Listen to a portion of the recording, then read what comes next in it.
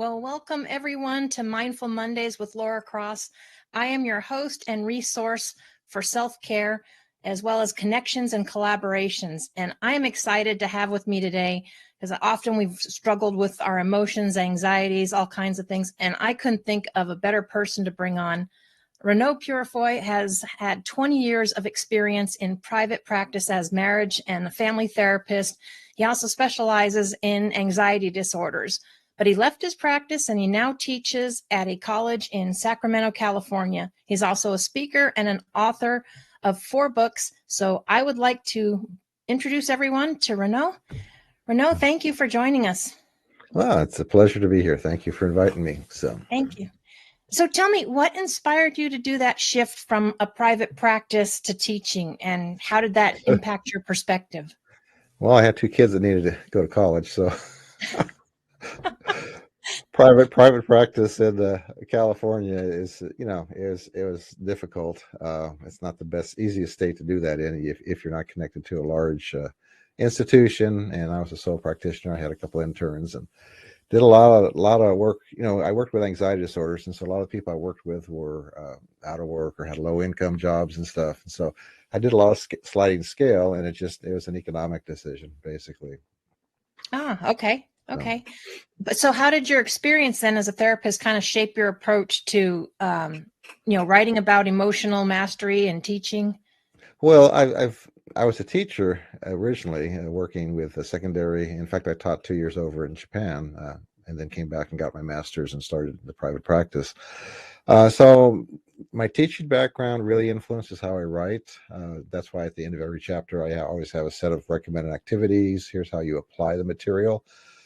Because a lot of books I find they tell you a lot about what's going on and how it happens, but they don't tell you how do you apply this to your life. So that was always my intent. In fact, when I taught psychology at the college, that was always one of the things I was very big on, is how do you take this information and actually apply it? Because a lot of the textbooks, they give you a lot of theory and they'll give you a few things that you can do, but a lot of times they're not all that effective. So how do you actually apply things to your life? That's always been my goal, to make things better. One of the people I liked early on was Alfred Adler, and one of his ideas was that sometimes just a little change makes a big difference in a person's life. You don't need to change the whole building if you just need to rearrange 1 or 2 of the rooms inside. So that's always been kind of my approach too.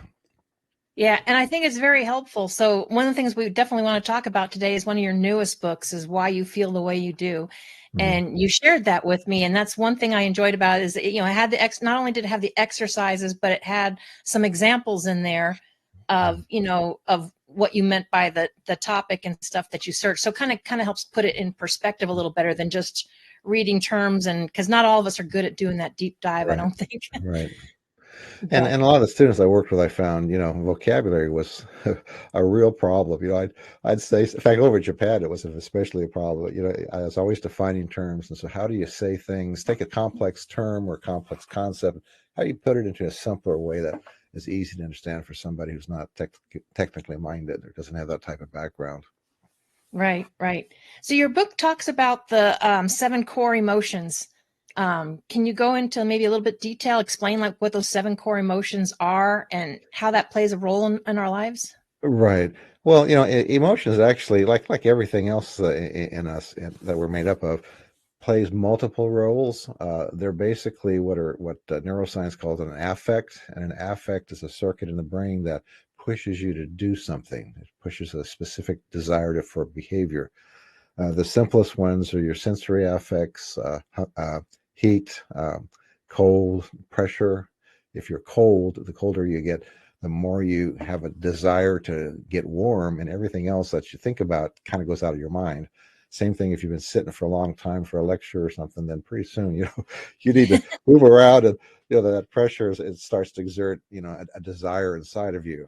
And the next set are what they call the homeostatic affects, and homeostasis is just a really fancy word for balance. So things that keep balance in your body. So things like hunger and thirst. Again, the thirstier you are, the more you want to eat or drink something, and all those other higher thoughts and stuff kind of go out of your brain as that desire becomes stronger and stronger. So emotions are the same way. They're there to address a need, and if that need is not being taken care of, the particular emotional push at you stronger and stronger. Okay. Uh, so the ones that everybody knows are most familiar with are anger and fear, of course, and those are both directed towards a threat. And when we use the terms anger and fear, we're using them in a very broad sense. So anger can be just simply irritation, you're bugging me, or rage, right? Right. And then fear can just be apprehension. I got a test or an interview coming up, so I'm a little bit nervous about that. To panic, having panic attacks. And again, both of those have to do with threat. Anger tends to be the threat is manageable, so I need to get rid of it. You're stepping on my toes, please get off.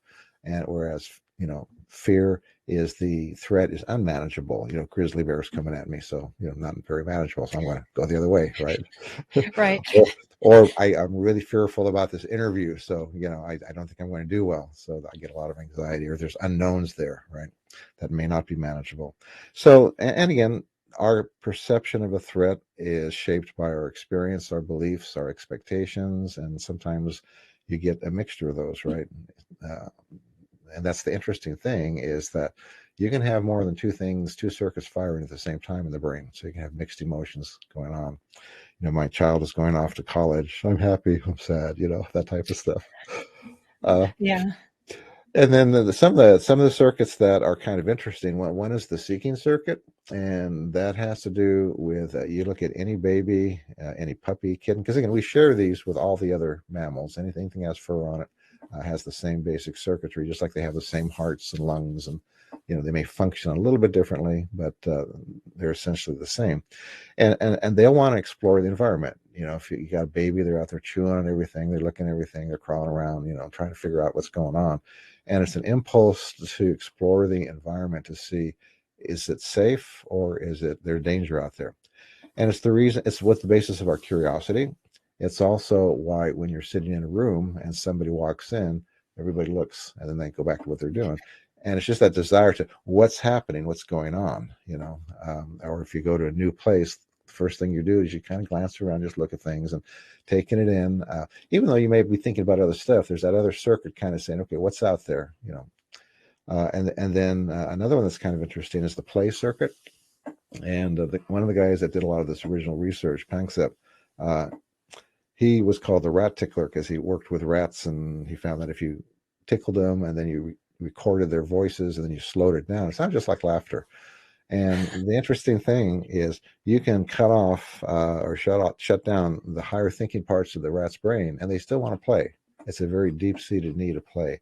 And anybody who's had a little kid knows that they want to play, right? About my 3.5-year-old great granddaughter, tickle me, favorite thing she likes to do. And of course, it's how social animals learn limits. Your 2-year-old or your 3.5-year-old or 5-year-old, they go too far, and that's too far. And as adults, we still like to play. We still have that desire to interact with other people. And again, all these circuits can be shut down and can be, thwarted depending upon your, experiences. There's actually two circuits that bond people together in addition to these. One, of course, is the separation anxiety. They call it the fear circuit, but it's most easily understood as like with babies, when whatever their parent is separated from, they get anxious and they start to cry. And then that triggers what's called the caring circuit in the adult. And those two circuits are the basis of the love we feel for people and why we miss them. And then, of course, there's the old lust circuit. Yeah. Everybody starts feeling that one around adolescence, right? And that's another one that kind of helps to bond people. And again, as I said, these circuits are not the same in everybody, and they vary, just like your ability to do math or your ability to throw a ball or whatever. And one of the sad examples is the babies that were raised in orphanages where they were never touched, and they had a bottle propped up and they were changed, but nobody ever came to them when they cried. And so they learned basically that nobody's going to come, and so they quit crying. And when they were adopted, a simple experiment that was done is, if you take a mother with their birth child, around toddler, and you play this little video game and you measure their oxytocin levels, which is one of the hormones associated with that caring circuit, Mm-hmm. it just goes skyrocket. But if you take these babies, it just stays flat. It doesn't, nothing happens, which indicates that the circuitry has somehow been atrophied, kind of like a muscle that's not been used and has shut down. Now, with proper treatment stuff, they can reactivate some of that. They can start to do attachment because they have what's called an attachment disorder. They don't attach with a parent. They don't respond to them like a child that's been there from birth and had normal interactions. So again, your early childhood experiences can shape how these are expressed. The secondary emotions like pride, uh, uh, patriotism, guilt, shame, all those kind of grow out of these. Guilt, for example, is I've done something that cognitively I believe I shouldn't do, right? And that can Right. trigger fear or it can trigger anger, right? I can be sad because I've lost a part of me that I thought I had. I can be angry with myself, or I can be angry at whatever caused me to do that thing, that I project out there. So they get shaped by the higher, what they call the secondary emotions are all kind of based on these, but they kind of get mixed up and filtered through your belief system. But those are the seven core ones. And again, like I said, that they're all just about basic needs. And one of the other things that's interesting about emotions is they're how the brain indexes information. And this is something that a lot of people don't know, and it's not talked about too much. But the brain is always making associations. And so from the time you're born, in fact, even in the time you're in the womb, the brain is making associations between good and bad things. And most of the day, most of the activity going on inside your brain, you're not aware of. I'm walking down the street. My brain is assessing dangers, assessing good stuff, assessing distance, coordinating the body, doing all kinds of stuff. Truck goes by or something will make me aware of it. So it's always looking out for anything that's been associated with good or bad while I'm thinking about lunch or I'm thinking about, somebody I'm going to go see or something of that nature. And it's good because all this automatic activity means I don't have to think about that stuff, right? I don't have to be constantly looking out. Like when I'm driving, I don't have to be, aware of every single thing. And the brain's going to take care of a lot of that stuff for me.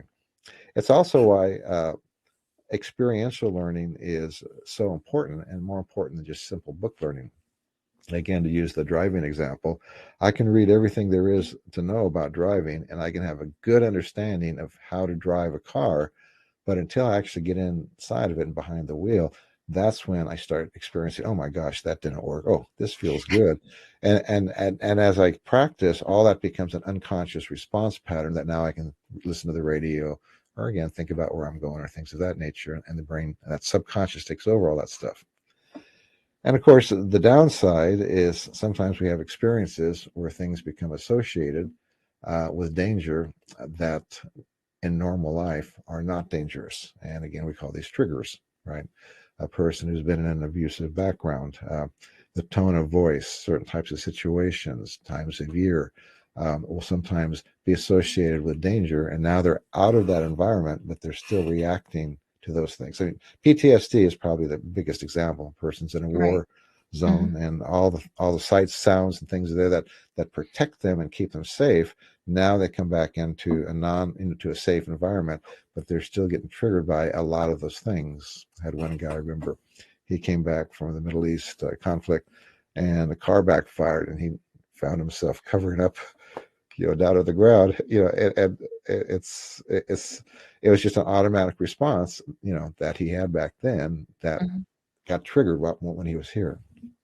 And of You course, mentioned that, and it's funny that you mentioned that because my late husband used to have to deploy to Honduras, and okay, he came back one time, and we were at home, and my parents had hit the garage door. It made a noise, and he about hit the ground. And yep, yep, our first reaction was to laugh. We thought it was funny, but it's really right, not funny. It was a trigger because it hit something with him, and then we yeah, kind of understood why. But it oh was, yeah. yeah, it was just kind of a knee jerk trigger and reaction. And the harsher the environment you come out of, the stronger these things are because they're protective devices. They're the way you protect yourself. So people that come out of parts of the world where there's civil war or where there's, harsh regimes and things of that nature, a lot of times have very rigid should must rules about how you act, what you can do, what you can't do, along with these unconscious triggers that are all part of how they survive. Because the world used to be a very harsh place and still is in many, many places of the world.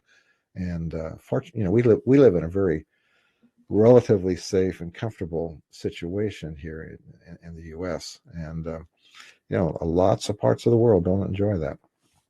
No, but that doesn't make all those parts of the world bad, because I've had people that say, "Oh, can't go there. This is going on." I'm like, okay, that's over here.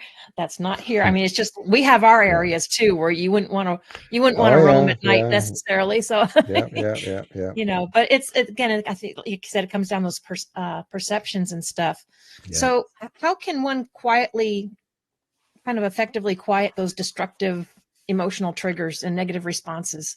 Well, there's kind of simple responses, and then there's the more complex ones. So I know in the book I talk about a couple of people that were in a plane that got hit by lightning that I worked with at different situations. But my brother actually he told me about that too, and it's like a bomb goes off in the airplane when it gets hit by lightning, and after the next flight, they're a little nervous, right? Mm-hmm. And one person is able to eventually become comfortable flying again, while the other person became just they could no longer they just the fear just paralyzed them. And what keeps this going, these responses, is a lot of your self-talk and how you respond to it. And so when I work with people with a simple response, I use what's called a what's happening, what's real.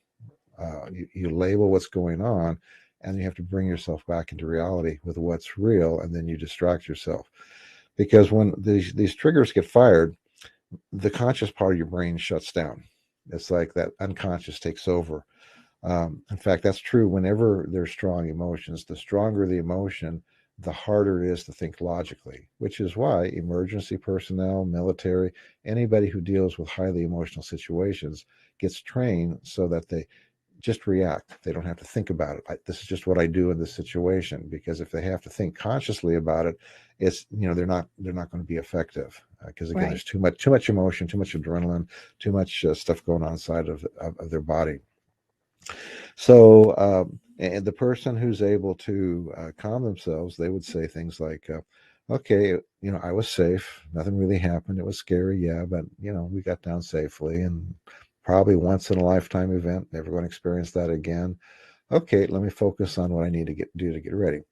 Uh, the person where it escalates, they reinforce that response with thoughts like, "Oh my gosh, what if it happens again? Oh, what if we crash? Oh, this is terrible. I can't stand it. Why is this happening to me?" Thoughts like that, which escalate and reinforce the trigger. And in fact, when I worked with panic disorder, which is one of the things I specialized in for 20 years, that's one of the things that was the key to getting them to where they could normalize anxiety and not experience it as panic anymore, is to work Right. with that self-talk. Because they would have in fact, maybe digress with that for just a moment. uh, Again, I mentioned that when you have needs that you're not taking care of, they push at you. They push at you emotionally, or they push at you physically, depending upon how you're wired. The people I worked with anxiety disorders, especially with panic disorder, they tended to be more reactive individuals. So again, everything with human beings exists over a normal curve. Some people are tall, some people are short, and then there's an average height. Some people have very reactive nervous systems, and some people you got to whap them upside the head to get them to notice something. Uh, I know some of those. well, yeah, well, and I tend to be on the reactive side, so and it was fun working with this group of people because we related to each other really well. Even though I never had panic attacks, partly because of my personality. But it's a good quality. It's the quality about them that other people like, because they were empathetic. They could tune into people, they notice stuff, but they were like a house where the wire's not quite up to code, and so too many things plugged in, and the circuit breakers trip. So I would ask them, "So tell me what was going on when you had your first panic attack?" And they'd say things like, "Well, I was working full time, and let's see, taking care of my dad. He was going downhill, and this is my fiance decided he didn't want to get married. So don't understand why I had, as like you say, wait a minute. I think I figured this out. What they usually had was a stress reaction, and they didn't realize it. Then sometimes there was a medical thing or something else that kicked it off. But most often it was a stress reaction, but because they like to do things well and they tended to ignore their body, uh, it just basically it got overloaded, and they had this adrenaline rush which they didn't understand. And so then they would start to watch their body. Oh my gosh, what if it happens again? And then of course catastrophizing, what if I Mhm. can't do this? What if I go crazy? What if it means there's a brain tumor? What they do all this what if thinking. And so you have to get control over that. And the first step always is having a simple explanation. And this has to do with any kind of negative core response pattern you have. um, and these would be the more complex types of triggers. Um, so with panic disorder, it would be the things like, okay, I had a stress reaction, and because I didn't understand it, I started watching my body and telling myself scary things about it. I'm safe. I'm in control. I've never passed out. You do this type of self-talk, you go through a process of desensitization. And the same thing would be true for somebody who's grown up in a background where there's, a dysfunctional background. Let's say there was a lot of violence, and there's different ways a child can respond to it. And maybe the one we're thinking about right now has they learned that the way I survive in this household is I avoid conflict. So I keep my mouth shut, keep my head down. I just agree with what's ever going on. I just go on along with the program, and I kind of try to stay under the wire all the time. And so this becomes an automatic, again, response pattern. And then as an adult, they'll come in and they'll say, well, I don't understand. I was out to lunch. I wanted to order this one thing. My friend said I shouldn't do it. And so I just automatically agree with them. I have a really hard time speaking up at work. My partner, I rarely, if they want to watch something, I want to watch something else. I won't speak up. So why is this? And so it's simple. It's because you learned that conflict was dangerous. So we put a label on it so that now I have a way to think about it. One of the problems with dealing with unconscious behavior patterns is they're unconscious. You're not aware of why it's happening, right? All you see is the end result. So it's important to put a label on it. So now I can think about it. It doesn't change it, but now I can think about it. So then what I would do is, okay, let's come up with a series of situations where it comes up. With panic disorder, we would do a hierarchy. Okay, here are the things we avoid. Here's how hard they are. We start with the easy ones and work forward. You do the same thing with a core response pattern like conflict is dangerous. Okay, let me identify specifically, and the more specific you can be, the more effective you are, where that pattern emerges in my life. Okay, it emerges again, TV. I don't speak up when I want to watch something. Uh, I will agree with people and I won't express my opinion. Um, with my kids, I tend to give in a lot, and when I probably shouldn't. So you identify all these different areas, and you say, okay, what are the easiest ones? And let's start doing the opposite behavior. And I start practicing that behavior until it becomes comfortable. And then you move on to the next one. And over time, you get to where those new behaviors are part of who you are. Along with that, it's useful to have reasons for why I'm doing this. And so I will oftentimes have a person on a card write out some of the reasons why. In the case of conflict is dangerous, we're talking about asserting yourself, right? Mhm. So a lot of times we would have assertiveness things. I have the right to speak up. I have the right to have what I want. I'm safe now. I'm never going to see that parent again. I'm never going to be in that situation. I'm an adult now. I have adult abilities. I can use them. And so they read those cards for a week or two until all that stuff gets in their head. So now they have ways of countering some of those feelings that come up as they're practicing the new behaviors. And the process of desensitization, it's really very mechanical and it works. I've taken people through it in all kinds of different ways, and it works. The first job you went to, you were nervous, you weren't sure about doing it. But after a while, it just became a job. And then you go to your next job, and the whole thing starts over again, then you desensitize to it. Marriage, right? At first there's a lot of anxiety about different things, but after a while it's just, I'm just married. And you get in that comfortable mode. Yeah. I know we Yeah. have a lot more detail to discuss. We're going to have to take a quick break from our sponsors, and we will be right back, and we're going to finish that conversation. Okay. So we'll be right back.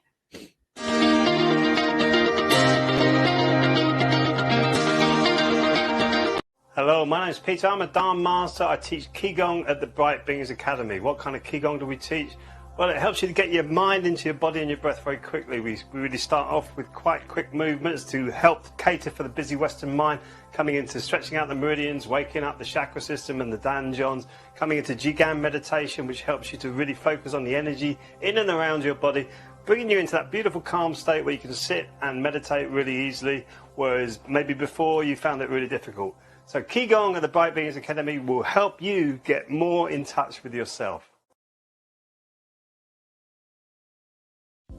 Relief for PTSD, anxiety, pain, insomnia, and many other ailments. Introducing Vibe, the world's only pocket PEMF device. You place in your pocket while cooking, cleaning, relaxing, watching TV, sitting at your computer, reading, or walking. Self-contained standalone device. No drugs. No other phone or Bluetooth connections required. No monthly subscription fees. No apps to download. No Bozone. The future of medicine is in the frequencies. Come join the revolution. Hi, I'm Bobby Aldridge with BAM Metrics. There are so many programs out there that measure your swing speed, sets, reps, your BMI, your body fat. But the one thing they're not measuring that's so essential is mobility. Mobility is the key. If you're measuring your mobility, your performance will get better and you will reduce your pain. I created BAM Metrics to make it easy for people to repeat the exercises so they could do it properly at home on their own. It's simple, it's easy to do, and from a senior to a pro athlete.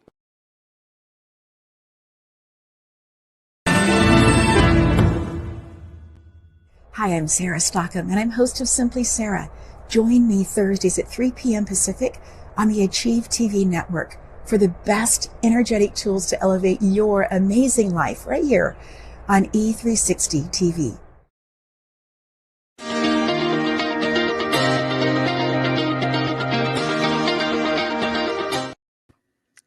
And we are back.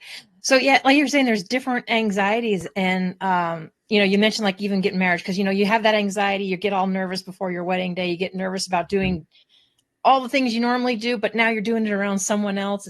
But then you kind of get into that whole like comfortable mode, and I guess in a way you would kind of wonder why you got so anxious about it in the first place. Well, you desensitize. It's something new. It's the circuits that are, there's potential danger, and so, there's some of that nervousness there, and you're not sure how this is going to work, but after a while, like I said, you do desensitize to it, and that's something that people go through all the time. So it is a mechanical process, and regardless of what the negative triggers are, you can desensitize to them just the same way.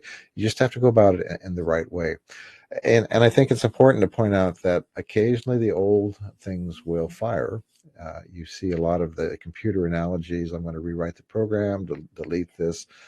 Not the way the brain works. The brain's an organic entity, and it's like a muscle. You strengthen associations, you weaken others.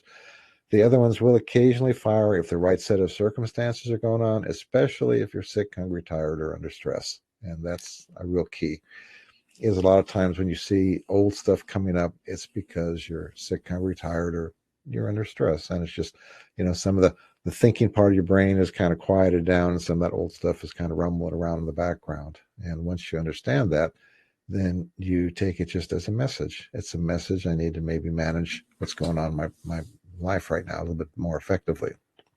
Kind of a thanks for showing up, but I'm moving on. I got to go back to where I was. When, I had somebody with panic disorder come back after 6 months or so, and they said, well, I had a panic attack. I don't understand what that's about. I said, let's just go through the checklist. Because that's one of the things I would, for what they call recovery, for relapse prevention, you do is, you go through the checklist. Okay, how's my primary relationship? How's my kids? How's work going? How's my friendships? How's my life goals? Anything big happened lately? Because again, their first reaction a lot of times would say, well, this happened, but it wasn't a big deal. Well, your reaction says it was a big deal. So you need to figure out how you're going to deal with it. I used to tell my clients, I'm just a positive realist. Sometimes life throws you a curve, but you just got to deal with it. Figure out, come up with a plan, and then work your plan as best you can. So do you find the anxieties or the panics were not necessarily about what they thought it was about? It's something deeper or something that maybe that's totally unrelated, but it's actually influenced them?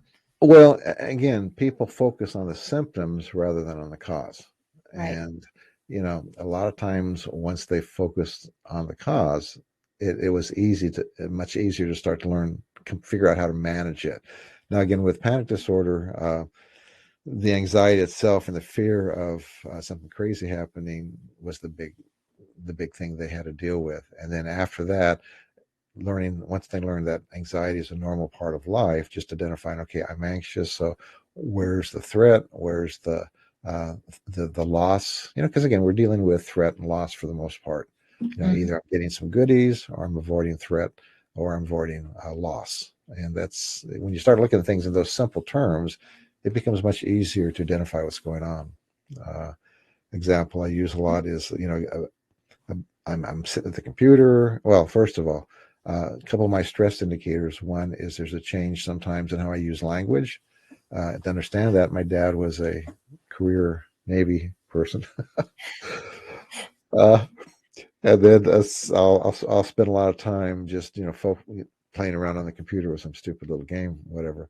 And, fortunately, I've been married for a long time, and, my mate will point these things out to me. They're wonderful that way. So I think I go through the checklist, right, and identify, well, my best friend just moved away. Okay, I must be just lonely. I'm missing my friends. That's what's going on underneath all this stuff. So what's the solution for loneliness? Well, I need to have a relationship, right? I need to either start pulling on other friends that I have. If I don't have any friends, I better go out and find one. Cultivate some new relationships, maybe connect with the friend who's moved away through Zoom or something. But anyway, I need that connection. That's what's missing in my life. So that's what I need to address. And that's a lot of what you do when you work with people in therapy, basically, is just identifying, where is, the loss or the threat, and what are you going to do with it? How are you going, what steps are you going to take in your life to address that hole that's there in your life? Right. And you've done, was that one of your first books, the Anxiety, Phobias and Panic? Was that one of your first books? That was the first one. And that actually came out of a, what was it, an 8-week program mail order program that I did with, back then cassette tapes, nowadays it would be different recordings. Yeah, in fact, my kids were the fulfillment officers. I'd pay them a certain amount of money for every package that they put together. And I said, this is getting kind of burdensome. So why don't I just put it all in a book? And it was just a series of lessons that take people through all the things they need to do to overcome panic disorder. Still being sold, still doing fine. So I saw that had multiple revisions and it had a great success. Why do you think it resonates with so many people? Well, it was the first what they call multimodal approach. When I started, you had your cognitive people, your psychodynamic people, your behavioral people, and you'd go to a conference and they'd all be sitting in their little groups and they'd laugh at when the people from the other group would come up. And I said, wait a minute, you need to do the specific thing or a combination of things that's going to work for a specific person is going to be different from what that would be for another person. So let me just put everything I know how to do, whether it has to do with, anxiety, what if thinking, cognitive distortion, assertiveness. Let me just put it all out there, and people will find those sections that are most important for them to deal with. And again, my teaching background, it was set up as a series of lessons with recommended activities, how to do things. And so, yeah, it's sold over 300,000 copies now. So I'm very pleased with it. Yeah. And I love that approach too, because we use too much I think of the one size fits all. It's like, we're not a one size fits all. Self-care isn't a one size fits Yeah, all. We're yeah, individuals for a reason. So we all yeah. resonate differently with things. It's the old saying: if all you got's a hammer, everything's a nail. So Yeah, that is. You were making the computer analogies. I was like, that's what a lot of stuff that we always refer to yeah, is like, it's like a computer. I'm like, you put garbage in, you're going to get garbage out. So, I yeah, try to yeah, put yeah. better things, in my brain. And to some degree, some of it applies. It's just important to understand that we are not a set of capacitors and wiring and integrated circuits. We're an organic being, and while there's some similarities, there's some big differences. I read an article once that was really interesting. It talked about how a robot, to be really effective, would have Mhm. to have some kind of emotional system to sort the important from the unimportant. Because right now, of course, it's got a database. It has to just start at the beginning, run through the whole thing until it finds the pertinent information.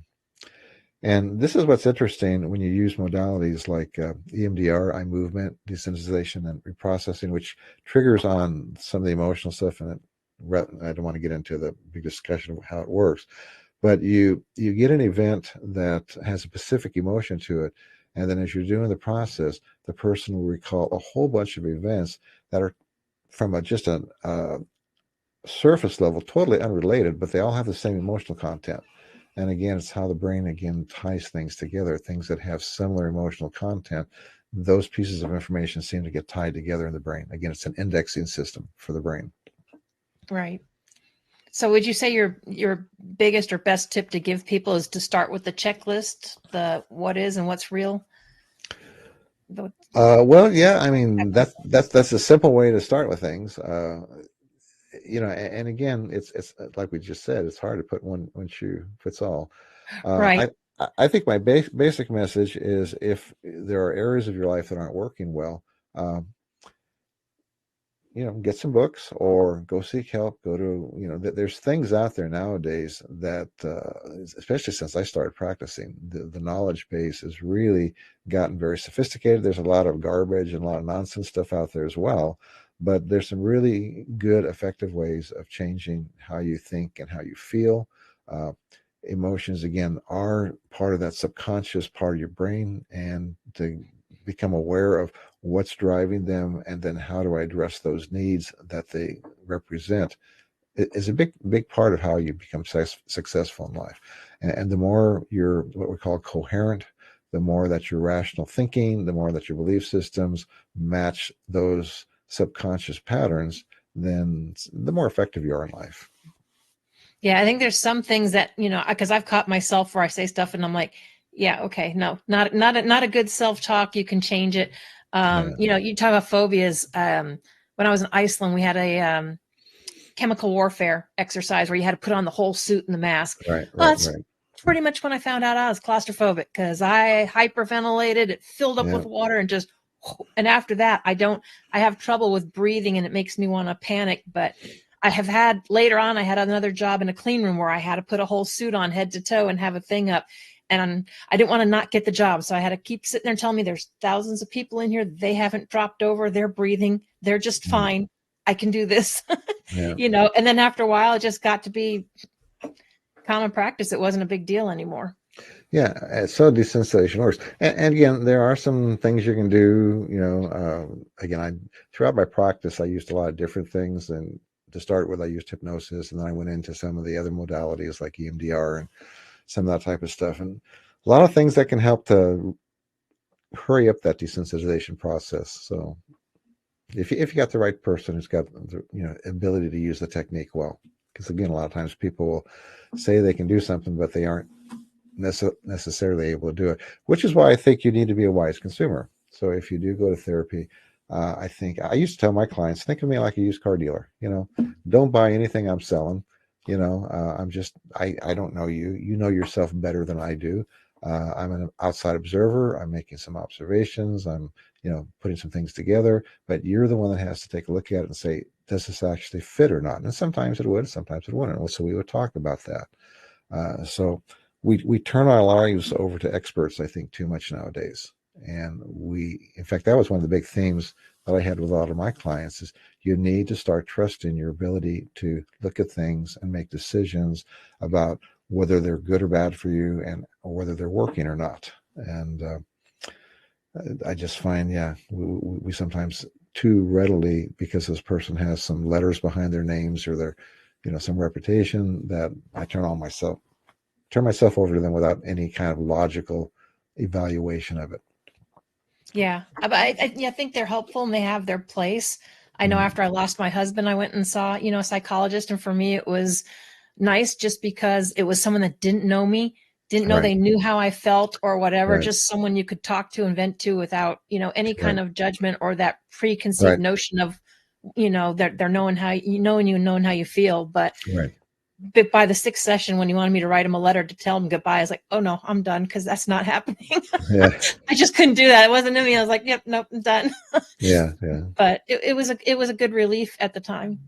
Yeah, and precisely, and so find the right person, and if it clicks, then you can do marvelous things. Yeah, and I think that's important too, because that's a lot of times, find that we're bouncing things off of people and waiting before you do something. It's like, we're all intelligent people. If you're good with it, and then go with it. Mm-hmm. Don't need everybody's approval. So to answer your question, there's help out there in a lot of different formats. Yep. I mean, things like this video, sometimes we'll give people the key to maybe doing something a little different that's going to make a big difference in their life. So don't stay stuck where you're at. Reach out or go out and find some stuff. Let that seeking circuit push you to find the thing that's going to be good for you. Yeah, figure out what works for you. Definitely. Yeah. I got your website back up, whyemotions.com. Yep. So that is that a good way for everyone to get a hold of you, or in everything your books, about me is there. Links to my books, and again, they're in audio and paper as well as Kindle, and my YouTube channel, some freebies. I've got the program I used with my wife for her birthday, which was interesting because we did a anchor for her, touch her shoulder, and I'd say relax, so we anchored that into relaxation response. I remember the gynecologist saying, does this stuff work? I said, sure, watch this. A big contraction. Okay, relax, dear.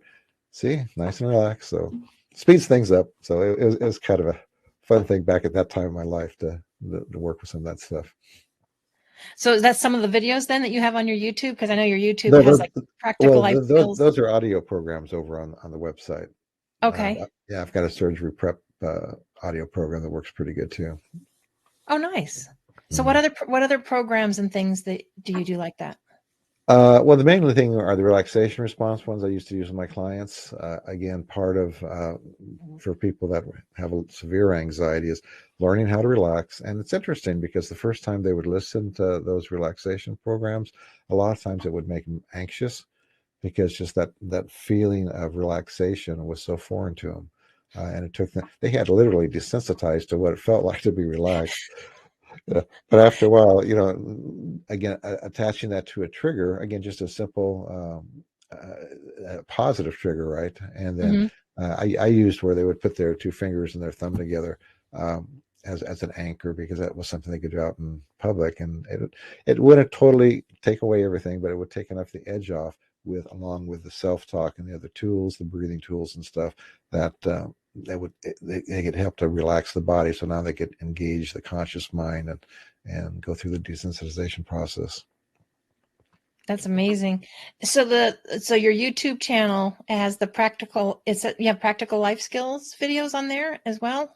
Your YouTube channel. Yeah, in fact, I've got like a 2-part thing on panic disorder. I've got some 4-part thing on anger, and got some stuff on what we're talking about today with what emotions are and things of that nature. So whole bunch of stuff. So because like you said in the beginning, sometimes we get several emotions going, and we're kind of, someone will ask you what's wrong, not even sure what's wrong. You can list like this, and this, because it's tough to figure out sometimes if you've got too many emotions going in one time.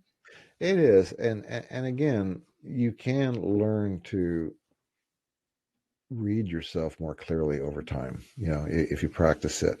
And I think that's the biggest problem, is a lot of times people have never been taught how to identify what's going on inside of them. We certainly don't teach it in school. And if you grow up in a chaotic family where certain emotions are taboo, I'm not supposed to feel this or that, and so they rumble along in the background, you don't even realize that that's going on. You know, you have the person in the office and they're ripping the arms off the chair, and you say, "Gee, you seem to have some, like, seem to be upset about that." No, I'm fine. Yeah. Your body language says something different. I've been called out Yeah, on that before. yeah, Not necessarily anger, but I was just like, something was bugging me. I was upset, and I'm yeah, just trying to yeah, put the smile on somebody. She's like, no, she says that your body says something different. Come talk to me. And I yeah, was like, yeah, yeah. okay. So you can learn to identify, because everything you do has a behavioral thing attached to it, you know. And so once you learn to identify, okay, I'm doing my upset behavior, I'm doing my angry behavior, I'm doing my sad behavior. Then once you identify that these are the things I do when I feel this way. In fact, I would say, tell people, let's go back to a time like with the anger thing. I want you to think about times when you knew you were angry about something. How did you act differently? You know, what did you do differently from the way you normally act? Okay, those are some of your anger behaviors. Or if you were really sad, what were some of the behaviors you used to do at that time?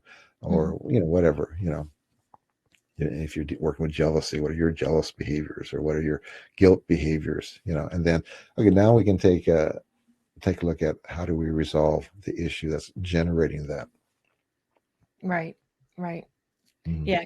Like you said, get to that underlying cause and not right. just Yeah. not just what's happening.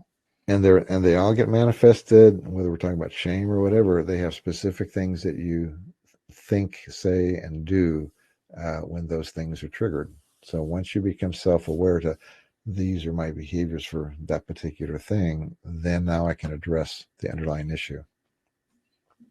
Yeah, absolutely. And I don't think a lot of us spend time trying to get to the cause. We just kind of want to fix or move on or cover it. Yeah, we do what I call circular thinking. It's just, I don't understand. Why is this happening? Oh my gosh, why is this happening? I don't understand. And Yeah. it's funny. People would, in my class, would do that, and I would say, "So why do you think that's happening?" And they would give me a perfectly good explanation, and then go right back into, "I don't understand, though." Yeah, So they're giving you the answer, but they're not like really even really listening to themselves. a lot of times we know it, but we don't want to accept it. It's a part of reality that doesn't match our beliefs about myself or others or the way things should be. And so, even though, a simple example, life should be fair, right? Okay, my friend treated me unfairly. I don't understand why he did that. Why would somebody act that way? This just doesn't make sense to me. So, what are some possibilities? Well, you just got him on a bad day. Uh, maybe he's a jerk that treats everybody that way. Maybe, you can come up with all kinds of reasons. But no, if my belief is people should be fair, my friend did not treat me unfairly. I don't understand why somebody would act that way. If that's a rigid rule for yourself, then you'll get caught in that circular why questioning. And that's the other thing is working with things like those should must rules that you have, and taking a look at them, and where do they interfere with your life? Where do they serve you well? I like to be on time. That's a good rule. Some people, they get nuts, they start driving crazy, cursing at cars and everything else. Yeah. Rather than accepting that I like to be on time, I'm not going to be. And so I would tell people, like with those types of should must things, just change your vocabulary. It's not I have to be on time. I like to be on time. I want to be on time, but sometimes I'm not going to be able to.